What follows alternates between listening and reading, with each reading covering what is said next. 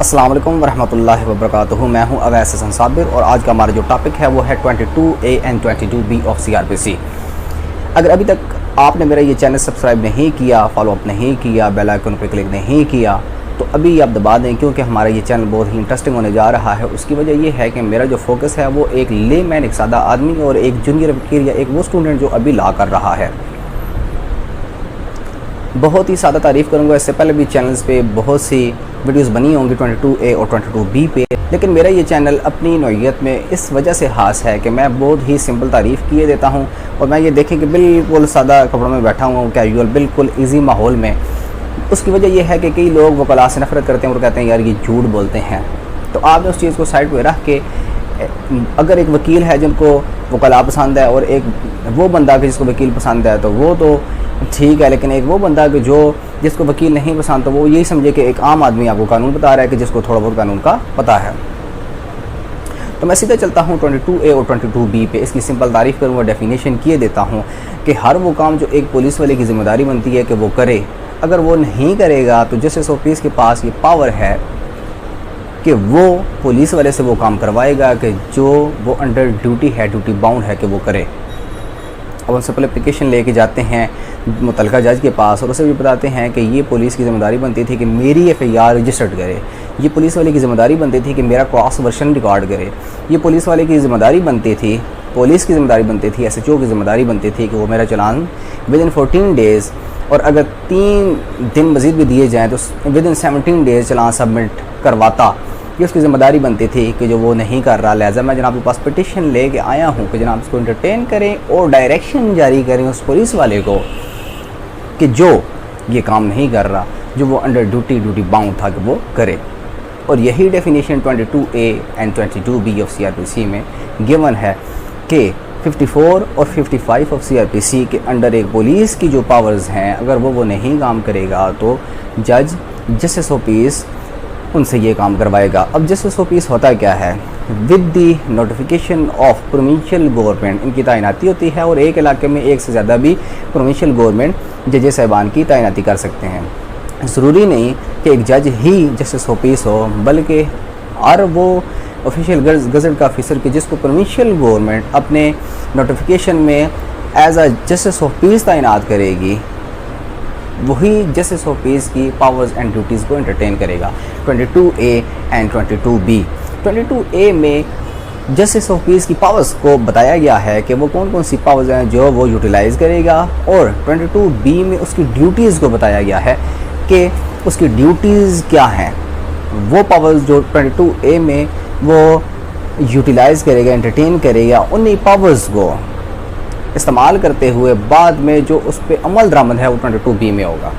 आइए बिला किसी ताहीर के 22A and 22B of CRPC ही से पढ़ लेते हैं ताकि बहुत सी चीज़ें हमारी यहाँ पे क्लियर हो जाएं। आपने देखा होगा कि आपकी स्क्रीन पे भी आ रहा है, आप वहाँ से पढ़े, मैं बुक से पढ़ देता हूँ। बहुत बहुत शुक्रिया।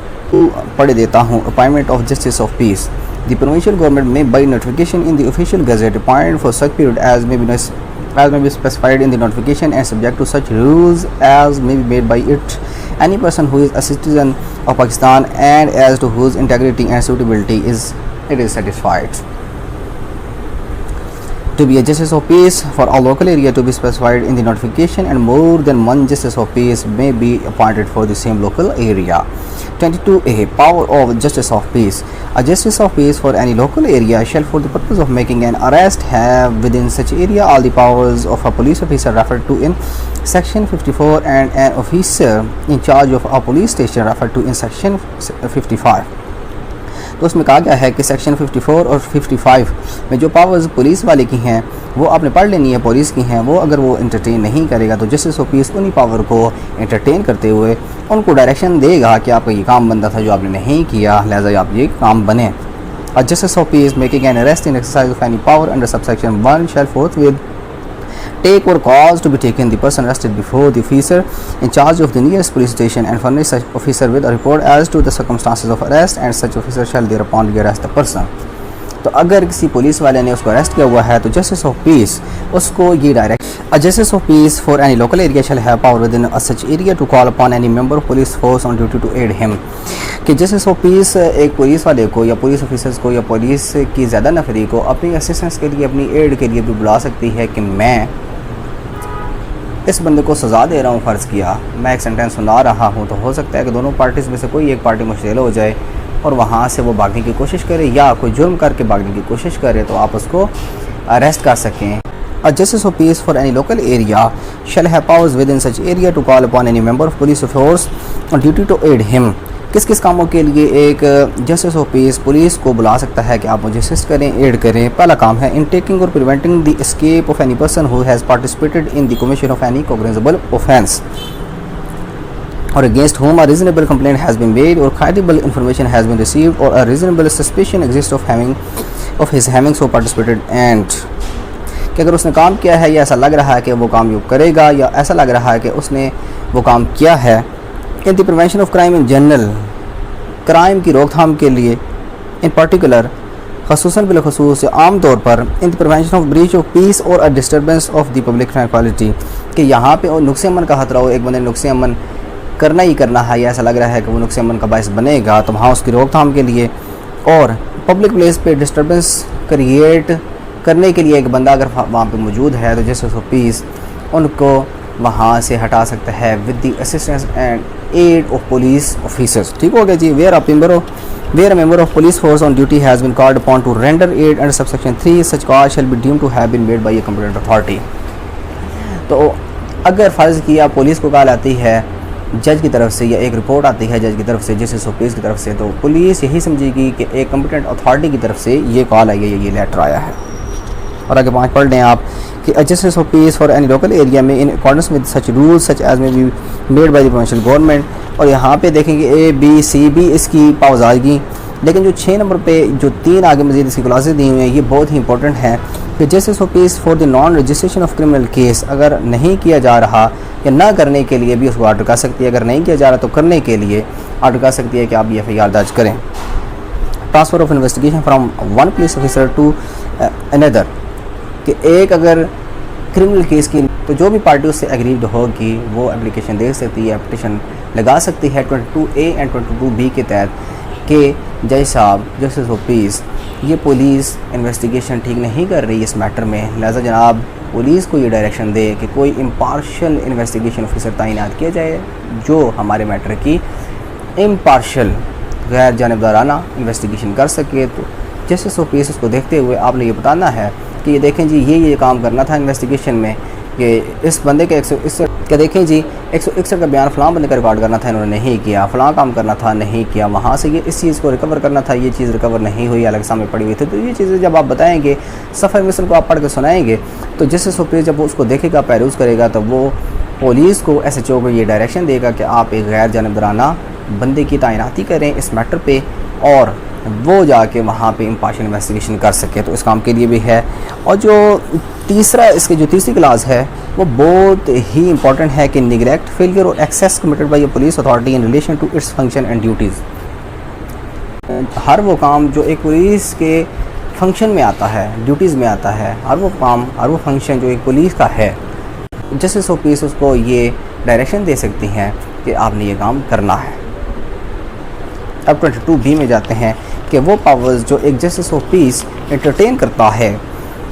तो 22 में ऐसी कौन सी ड्यूटीज़ हैं कि जो टूवर्ड्स 22A हैं और उनकी कंप्लीशन के लिए 22B में हमें आना पड़ा। तो duties of justice of peace subject to such rules as may be made by the provincial government every justice of peace for any local area shall के ऑफिशियल गजट में या प्रोविंशियल गवर्नमेंट बाय नोटिफिकेशन जो rules बनाती है उन rules को सामने रख के जस्टिस ऑफ पीस एक्ट करता है। और वो अभी तक जो रूल्स बने हुए हैं उसके मुताबिक जो 22A में जो ड्यूटीज़ हैं वो क्या क्या हैं, A, B, C और C की आगे 2 क्लास हैं कि receipt of information of the occurrence of any incident involving a breach of peace और of the commission of any offence within such local area forthwith make inquiries into the matter and report in writing the result of his inquiries भी to the nearest magistrate and to officer कि अगर कहीं भी breach of piece यानी कि नुक्स अमन का खतरा है या नुक्स अमन हो रहा है तो जस्टिस ऑफ पीस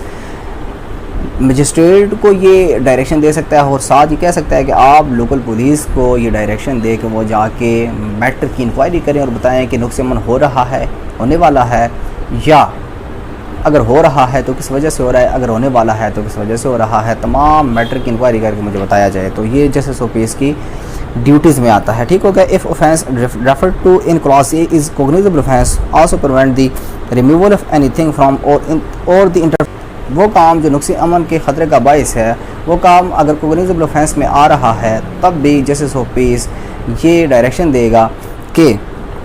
आप उस बंदे को जाके अरेस्ट करें। वो काम जो नुक्स अमन के ख़तरे का बायस है, वो काम अगर कोग्निजेबल ऑफेंस में आता है और रास्ते में कोई ऑब्स्टेकल्स उन्होंने क्रिएट की हुई है, जैसे रेत, बजरी, टायर का जलाना वगैरह, तो जस्टिस ऑफ पीस उनको हटाने के लिए डायरेक्शन दे सकता है। नीचे एक दो आपने मज़ीद भी पढ़ लेनी है। तो ये था कि 22A 22B कि जिसके तहत एक जस्टिस ऑफ पीस अपने हथियार को इस्तेमाल करते हुए हर वो काम जो पुलिस का बनता है उसके फंक्शन ड्यूटीज़ में आता है, अगर वो ड्यूटीज़ फंक्शन सर अंजाम नहीं देते तो जस्टिस ऑफ पीस उनको डायरेक्शन दे सकता है कि आपका ये काम बनता था, आपने ये काम करना था, सो आपने नहीं किया, लिहाजा मैं आपको तो आज की ये वीडियो यहीं पे ख़त्म होती है। 22A एंड 22B के हवाले से मैं आपको यहाँ पे बताना चाहता हूँ कि वीकली बेस पे, मंथली बेस पे और ईयरली बेस पे हम इंशाल्लाह जो अदालती नज़ायर आया करेंगे, प्रेसिडेंट जजमेंट्स आया करेंगी, हम इंशाल्लाह उनका भी मुवाजना किया करेंगे। जहाँ पे मैं जाते हुए अपनी स्क्रीन पे पिटिशंस आपकी स्क्रीन पे छोड़ देता हूँ, आपने ये पढ़ लेनी है, मुलाहिजा कर लेनी है, आपको थोड़ा सा ना हो जाएगी कि 22A एंड 22B की पिटिशन कैसे तैयार की जाती है और इसको कैसे जस्टिस ऑफ पीस के सामने इंस्टीट्यूट किया जा सकता है। 22A एंड 22B की दो पिटिशंस में पहली जो पिटिशन होगी वो against the harassment by the police officer होगी, जो पहले मैं लगा चुका हूँ, और मेरे पास एक फ्रेश बिल्कुल केस आया है जिसमें मैंने 22A एंड 22B की पिटिशन लगानी है for the lodging of cross version of accused in main FIR. ठीक हो गया। तो इंशाल्लाह ये जो चैनल होगा इंशाल्लाह हमारा आहिस्ता आहिस्ता ये इंटरेस्टिंग होता चला जाएगा। मैं कानून से हट के भी इंशाल्लाह बहुत सी ऐसी वीडियोस होंगी जो हमारी हिस्टोरिकल पॉइंट ऑफ व्यू से होंगी, कि जैसे top 10 lawyers in the world, top 10 criminals in the world, और इंशाल्लाह हम क्रिमिनल की एक सीरीज़ भी स्टार्ट करेंगे कि बहुत आला पाए गए हो सकें या बहुत ही डेंजरस किस्म के जो क्रिमिनल्स थे उनकी हिस्ट्री क्या थी और उन्होंने कितने कितने मर्डर किए या उन्होंने कौन से ऐसे ऑफेंस किए गए, दुनिया आज भी उनको याद रखती है अपने बुरे लफ्ज़ों में। तो ऐसे मुख्तलिफ औकातगार में इंशाल्लाह मुख्तलिफ वीडियोज़ हम आपके लिए लेके आएंगे। तो ये चैनल इंशाल्लाह बोरिंग नहीं होने वाला, आपको मज़ा आएगा। बहुत बहुत शुक्रिया। आज की वीडियो इसी के साथ ख़त्म किए देता हूँ। अल्लाह